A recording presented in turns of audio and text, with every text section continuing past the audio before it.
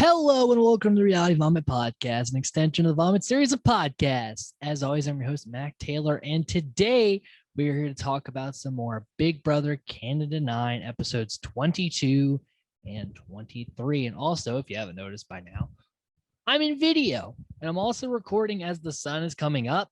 So the lighting's, I've noticed when I record at night, just the way that the lights are, it's a little harsh on me. It's a little bright. But like when I was recording the podcast with Cole, the lighting was a little bit better with the sun in the window. So, but again, still figuring out all this setup. But it's our first actual like reality vomit with video, so I'm really excited for that. Also, I got my notes down here, so if you see me looking up and down, it is for that reason, and I don't have someone else to play off of while I look at notes. So without further ado, let's go ahead. Let's jump right into, we got veto, we got an eviction, we got a fake double eviction, which is still a very, very dumb thing that we're doing. I don't know why we're doing it, but nevertheless, we're here. We're getting through this together, guys, together. So Ty is distancing himself more and more from Beth and Jed, because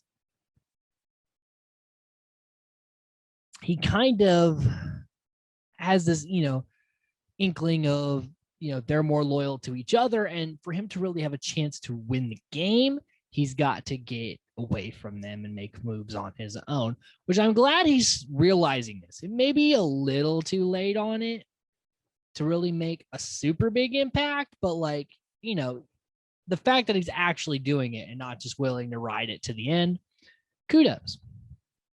I didn't think Ty had it in him at all. So, of course, Beth is going to complain that she's ended up on the block with Jed, even though it's completely her fault that she's ended up on the block with Jed. All she had to do was keep her mouth shut, and Jed and Ty would be on the block together. But instead, she had to try to run Tara's HOH, and it didn't work. Big shocker that Beth didn't have the game skills to make a move like this happen, because also the move makes no sense. Tara's not an idiot. So this is not good stuff. Start us out. And Jed's like, well, we could be looking at best case scenario. I'm like, why is this the best case scenario, Jed? Why is you on the block with Beth the best case scenario? Because you think that Keith and Ty are going to vote with you? Even so, you are really rolling the fucking dice. This is not the best case scenario. He's like, well, we're in a good spot. I'm like, no, you're literally, but things have gone so well. The trio has not really had to face a lot of adversity that they just assume they're going to come out of this okay, because everything's worked out. They haven't really had to fucking fight to stay in the game. And because of that, we're seeing them kind of get a little sloppy with some stuff because they just assume shit's going to work out. So Tara hopes that Ty will kind of, keep her safe after her HOH reign is over with. And she kind of hopes that, he doesn't just go right back to Beth after all is said and done. Which, Tara is making the right move. Whether or not she goes home right after this is irrelevant.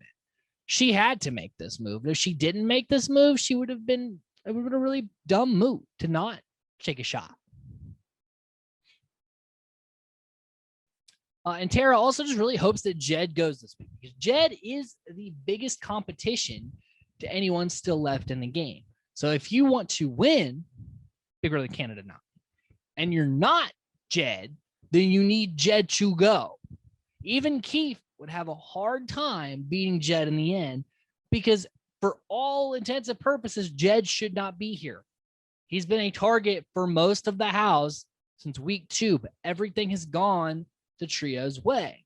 And so because of that, here he is in a very prime position moving forward. And Beth still thinks Ty's 100% with them, which I understand why she would think that. You know, he hasn't really made any implications that he would be going over. But you should definitely not just assume anything in the Big Brother house. But like, she tried to get Ty to go on the block and then got mad that he didn't do it, and then tried to tell Jed that it's Ty's fault that they're in this spot because clearly she was doing such a good job working Tara, because her own ego like refuses to let her think that, you know, she made a mistake. It's crazy. It's crazy. Sometimes like the audacity of some of these Big Brother 9 contestants, it's fucking nuts.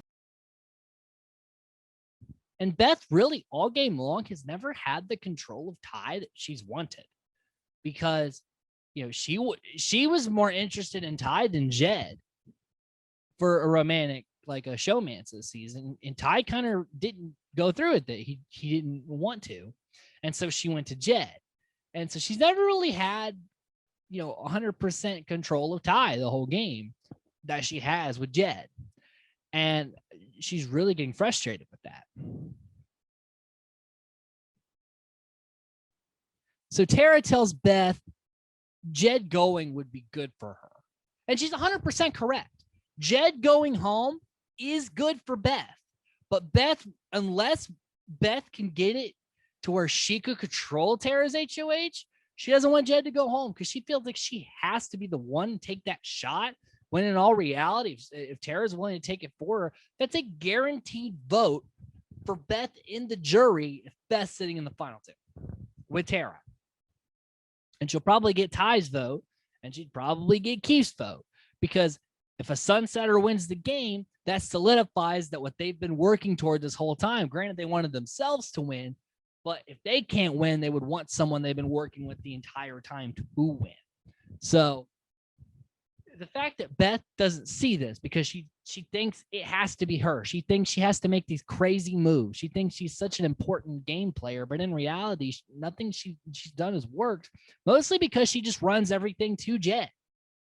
Every decision, everything, any move she could make, she runs to Jed with. And because of that, she doesn't have anything she can stage around.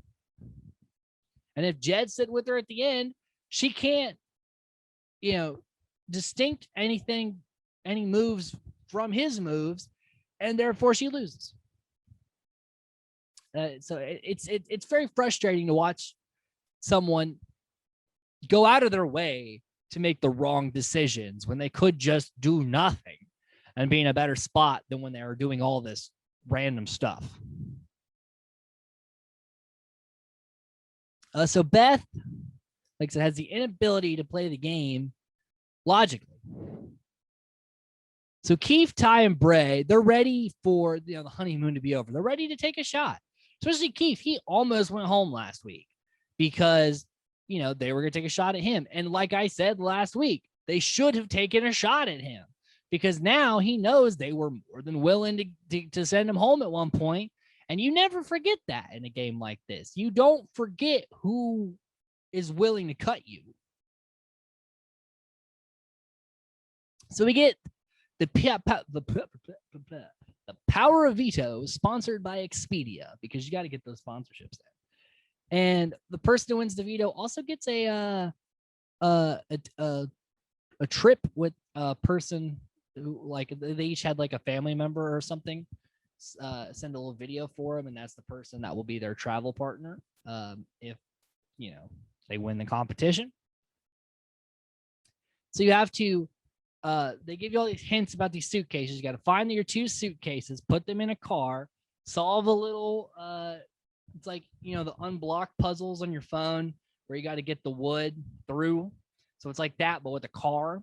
And you got to solve that, get the car through with the luggage, and then do a giant poster puzzle of the eastern side of Canada. Again, I'm not familiar with Canadian geography. I'm barely familiar with American geography. So So there's a lot of parts. There's a lot of things going on in this veto. And so the person who does it in least amount of time will win the veto and the trip. Because there's prizes with the vetoes, which I think is interesting. It's like they're combining luxury comps and POV comps, which, respect. So Jed's brother is the one that will go on this trip with him if he wins. Beth's sister, Bray's mom, Keith's wife, and Ty's godmother, which is an interesting choice. Jed's the only one who really knew the map. Like, everyone really had their own kind of struggles with things in the comp, but Jed really knew the map of Canada because it's up in the Expedia room anytime, and they're always in the Expedia room talking. So at least he's very observant and being like, all right, they don't just put a map of Canada on the wall for no reason. This will probably come up at some point. So he studied it, and now he knows it. So like that, I got to give it up to Jed there. That's pretty good inference. Ty really had trouble with the puzzle part, not really like knowing where shit was on the map, but just like putting it together. He had trouble with that. Bray had a lot of trouble with the suitcases. He really struggled with those suitcases. So the final times, Bray came in last with 39 minutes and 18 seconds. Beth with 31:09. Keith with 27:06. And it was close. Big Brother Canada, can you just tell us how close the second and first place are, like the US version does? Like, just let us know. Like, we never know what second place times are, and that's very annoying. But Jed wins with 22 minutes and 10 seconds. So Jed has the veto and should, by all intents and purposes, save himself. We'll find out why he didn't, but he should have, because it's just common sense, especially after Big Brother 3, where Marcellus did not use the veto, the first ever golden power of veto, and he did not use it and went home at 5, and this is 6. You're at the final 6. You're guaranteed a 1 in 5 shot. Have the veto. Use it. Save yourself. This is a game for a lot of money, so let's not fuck that up. So Ty's frustrated. And Tara's like, well, I guess we're just going to target Beth now. We can't take our shot at Jed, so we're just going to get Beth. And Keith tells Jed Ty will go up. And Jed wants Bray to go up. He's like, well, if Bray goes up, we can just vote him out, and then we're all 3, all 4 of us are safe. Because they still think that's going to happen, that all of them can squeak by, which there's a chance they can if Bray goes up. But that's relying on Keith coming through and Ty coming through. And that's not really looking like it's going to go down. So Keith then goes to Tara. He's like, I was talking to Bray and Ty last night. What if we get Jed to use the veto on Beth? Because we'll say like, hey, if the nom is saying Beth's going home, you say Beth, we'll put Bray up, we'll vote Bray out. And they're like, well, that's a long shot. Like that probably wouldn't be able to work. And he's like, it's worth a try. It's worth a try. Kind of like this. It's not as iconic, but this is a big move for Keith, especially because Keith really was the one that presented this idea and really got the ball rolling. Even though he came up with it with Bray and Ty, he's the one that got this in motion. So therefore, he can take credit for the move at the end of the game. But it's kind of like that when Sari and Micronesia, when everyone's talking like, well, Eric has immunity. Who are we voting? And she's like, well, now wait a second.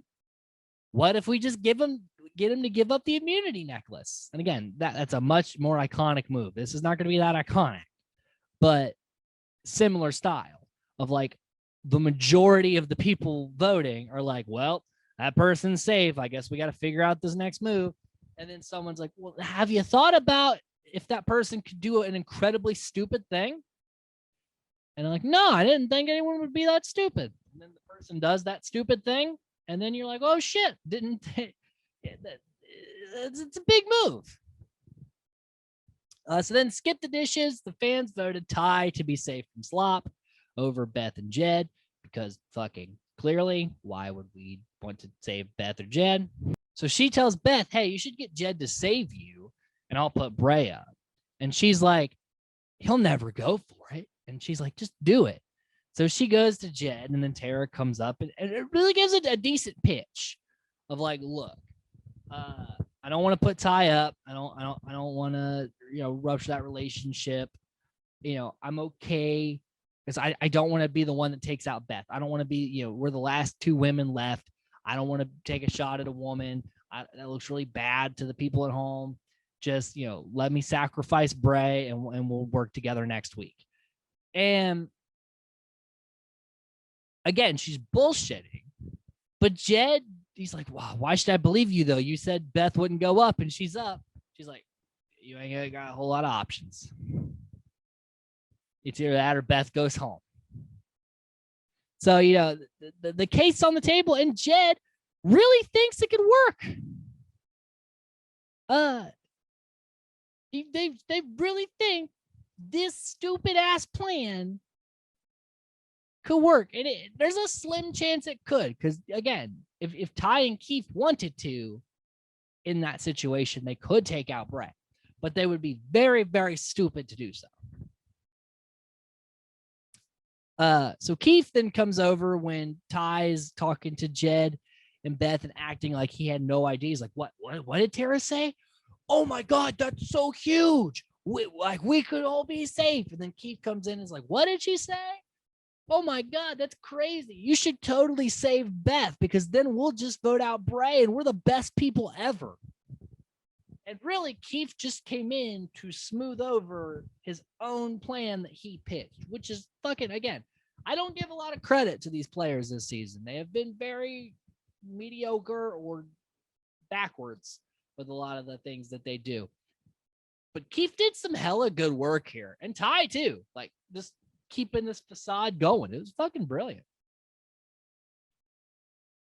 Again, I do not compliment them that often. So, gotta tip the hat to them. So Tara gets word that this could work, and she's like, oh my God, he's really gonna do it. And Jed's like, am I really gonna make the greatest move in Big Brother history? And I'm like, no, you're gonna make the dumbest move. And to his credit, he does say, well, it could be the dumb move. I'm like, what do you mean could be? Think about this without Beth in your ear. Think about this with Keith in your ear. To go alone and really mow over this in your head for a few seconds, and you'll be like, why the fuck am I doing that? That's not a smart idea at all. And then I'd be like, yes, Jed. And I don't want Jed to stay. I want Jed to go. For my personal entertainment, I don't want Jed to stay. I want him to win. But you hate to see it. You hate to see someone do something so terrible. It's like Eric Reichenbach giving up the immunity necklace. I wasn't rooting for Eric to win the season. I was rooting for Cirie, and that move helped Cirie. But for fuck's sake, he's like, you don't want to see that happen to somebody, but you do. But it's like a car crash. You're like, you hate to see it. So Jed uses the veto on Beth. Bray goes up and starts playing up. Oh no, I'm so shocked. And Jed fucking did it. So Beth's safe. Bray's up next to Jed, and Jed's the target. He fucking did it. The whole week, I'm like, he's not gonna do it. He's not gonna do it. Why would he do it? He fucking did it. It's crazy. So we head into last night's episode. Big double eviction. So, either Jed or Bray will go. Someone will want HOH, send someone else out the door. Those two people will compete. One will come back. So it's essentially just a different version of a jury buyback, right? I kind of like this version better than the other one. Beth thrilled to be safe, because why the fuck would she not be? Jed's confident. He's like, you know what? This is going to work. I'm glad I did this. This is a GOAT move here. And I'm like, not GOAT as in greatest of all time. GOAT as in you're gonna drug to your slaughter, dude. So Tara and Brad, they're dying because I can't believe he fucking did that. He got rid of himself. Crazy. It's crazy how that worked. Ty's the only one also at this point who has not touched the block. So heading into the final five, the only person in the house that has not touched the block is Ty. Which to make it that far and not go up, it's huge. It's a big deal.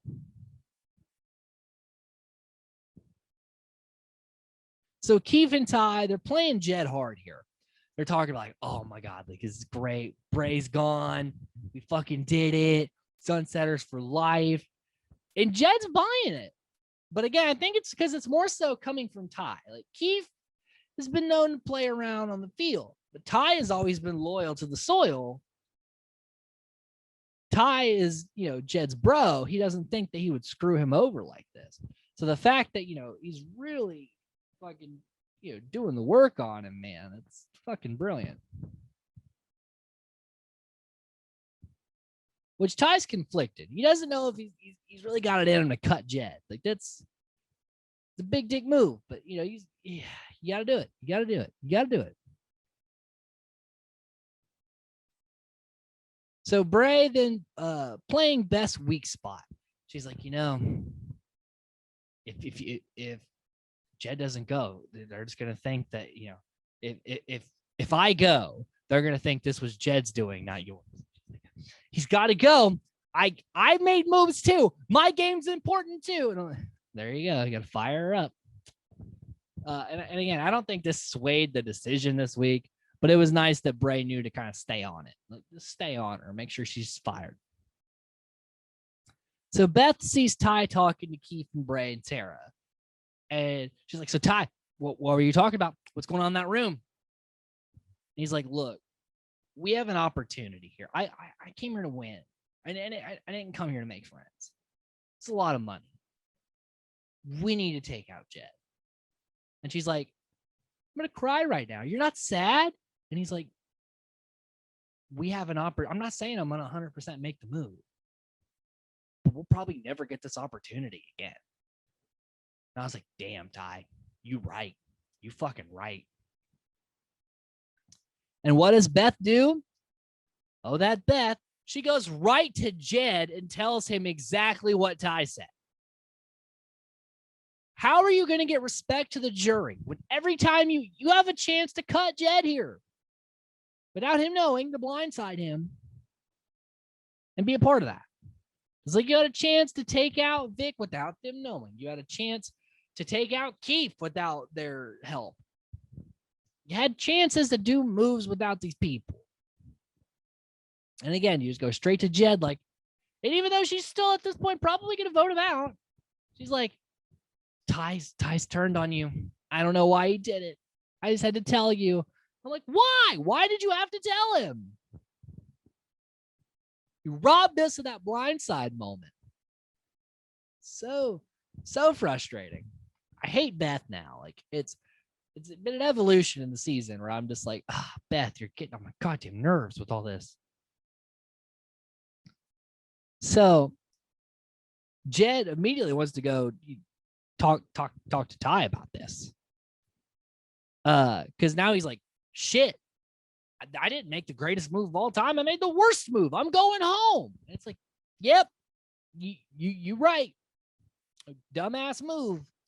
Although because of the stupid fake double eviction twist, it may not bite him in the ass. He could very well win this buyback competition and go on to win the game and be like, see, baller move I did. Don't reward stupid gameplay, Big Brother Canada. Just like we're always telling Big Brother US, stop rewarding douchebags. Not Cody Calafiore. He was great. But that winner of Big Brother 21, the jackass motherfucker, fuck him. Why did we reward him? I'm still salty about it. I'm always going to be salty about it. Don't at me about it, okay? I'm salty. Still got PTSD from that shit. Big Brother 21 was dark times. Glad we here now. So, Jed appreciates Beth, who literally every week talks about cutting him. She acts like Ty's such a bad person for talking about cutting Jed, but this is the first time Ty's ever talked about cutting Jed. She has talked about cutting Jed for the past 3 weeks, but because she ran the info to him, she's like, oh, I'm still your best friend, Beth, or Jed, whatever, Beth. Shut up. So we get a jury segment. Spicy V not meant for the wilderness. We knew. We knew. She's also was shocked that Roe got taken out in the double, but you know, if Keith was going to win HOH, he's been focused on Roe the entire game. And then Roe was not happy to see Tina, but Vic called her a floater. And see, there's a common misconception in the Big Brother pantheon between floaters and furniture. If you're furniture, that means you didn't do anything. You just got drug along till you usually make like top 6. And that person barely got any screen time, barely did anything in the game, and was basically useless. Like you could take them out of the season and it still plays the exact same way. They're furniture. But people like to call those players floaters, as in they just floated around aimlessly. That's not what floater means. Those of us who know our Big Brother history. A floater is someone that plays both sides, rides the middle, goes with the power back and forth until they are in a spot where they can come through and win the game. That's what a floater is. A floater is someone who is actively doing a lot, and it's actually a really hard position to win from, because as soon as people find out what you're doing, you're a fucking huge target. It's a lot of work. You have to constantly maintain. Like we saw Tina, like she couldn't win those comps. And she wasn't willing to maintain a lot of these relationships, do all the work. Like she was almost there, but she needed a little bit more, right? So Tina was a floater. Well, I don't know why I enunciated it like that. Tina is a floater, but not in the way that Vic was trying to say. Because Vic is the kind of player, like a lot of these players this season, that just think as long as you're doing a big move, you're playing well, even though, you know, a big crazy move could be incredibly stupid, Jed. But that's how they think the game should be played. So anyone who's trying to play a subtle game is a floater and doesn't have any business being in the house, when in all actuality, they would be more likely to win a standard season. So I just want to clear that up, because that's every season. It feels like we have to talk about that. I'm sure Big Brother 23, I'll be having the exact same conversation about someone said that. And like, I need to get into the Big Brother house. I need to be a contestant so I can, you know, someone could bring that up and like, well, actually, no, that's their furniture. Like, I'll be sure to hammer it in the diary room. Like, this person's furniture. This person's a floater. This person's not good. This person's pretty decent. We need that. We need that. So Jed calls out Ty and Keith. He's like, listen, I thought you boys wanted a battle. You trying to snake me. Didn't even give me a chance to compete, which you did, and you won the veto and just didn't use it. That's your own fucking fault. And also, like, you're a big threat, and they want to win. Ty's like, I'm trying to win. He's like, loyalty. And Keith's like, hey, what did you tell me last week? You put me on the block. You said loyalty to everyone's loyalty to no one. Like, where was that? You took a shot at me. You didn't go home. Doesn't mean you didn't take a shot at me. Agreed. So Keith said, look, I got a family. I need this money. Like, you know, we're friends. We're bros. Outside of Big Brother Canada 9.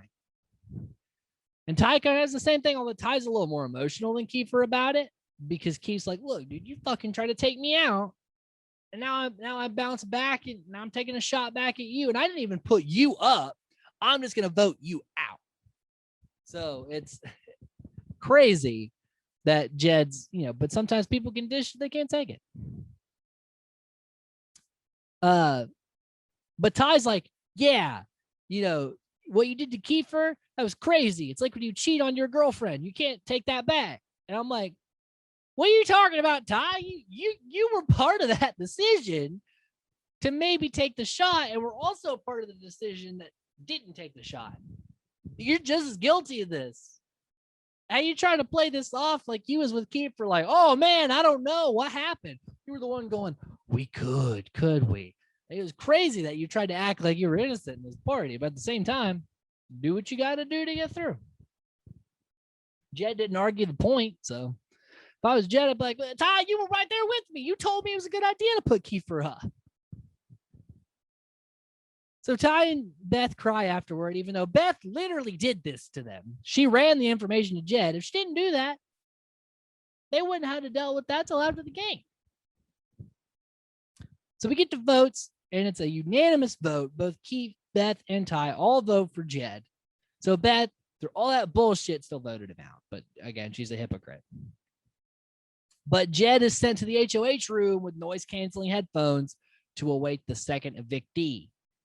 So, he's not out. Because when they walked through the door, it said like, shh, you're still in the game. Follow the arrows. And he did. So we get to say what now? HOH? Or it's like clip memory. You got to know what day the certain clip was. And Keith was like a day off a couple of times. Like he seemed like he knew like around when it happened. He just was like one day off. Like I think he memorized his days wrong. So I noticed that about him. But Ty wins HOH. So Ty's, coming through with another comp win here. And he nominates Beth and Tara. And when I saw this, I was like, can Beth go home? That would be great. Because then this whole fake double, like at least we got rid of one of them. So then we get the cone-free POV where it's kind of like Not So Fast in the challenge. We're going to untangle yourself. And Braden wins this super fucking fast. I was like, all right, let me sit down and get ready for this over. Okay, all right. Bray won the veto. So Bray's first comp win. Good for you, Bray. Does not use the veto. And then Keith and Bray do something that pissed me off. They evict Tara. Sam, why are you just snaked Beth? You spent all the whole week putting one over on Jed and Beth. You got Beth up. She's not going to work with you moving forward. And you take out Beth? Or you take out Tara? Are you kidding me? Tara, who just did all that work for you, and I know you could sit next to Tara and still win, first of all. But second of all, I understand that they're like, well, we were never loyal to Tara, but get Beth. For both the audience and yourself, get Beth. Nevertheless, they voted Tara. And Tara then goes and cries with Jed, apologizing to Jed because she feels betrayed, and she should. And then the house guests are informed of the twist, and it looks like they're going to compete in some sort of table maze comeback comp. And I'm curious to see. I hope Tara. I know it's probably going to be Jed, but if Tara could come back, I'm cool with that. I'm not rooting for Tara to win the game, but I am tired of the trio. And I know Ty really took a stand this week, but still, keep Jed out. I'm cool. Whatever happens after that, I'm cool. And Beth doesn't win. I'm cool. So with that ends the discussion of this week's iteration of Big Brother Canada 9. Join us Tuesday morning for the Monday night coverage. As we talk about the Monday episode, and then maybe a bit of spoilers. Now, I haven't talked about a lot of spoiler talk lately. I've just been kind of playing catch up on some stuff, and I haven't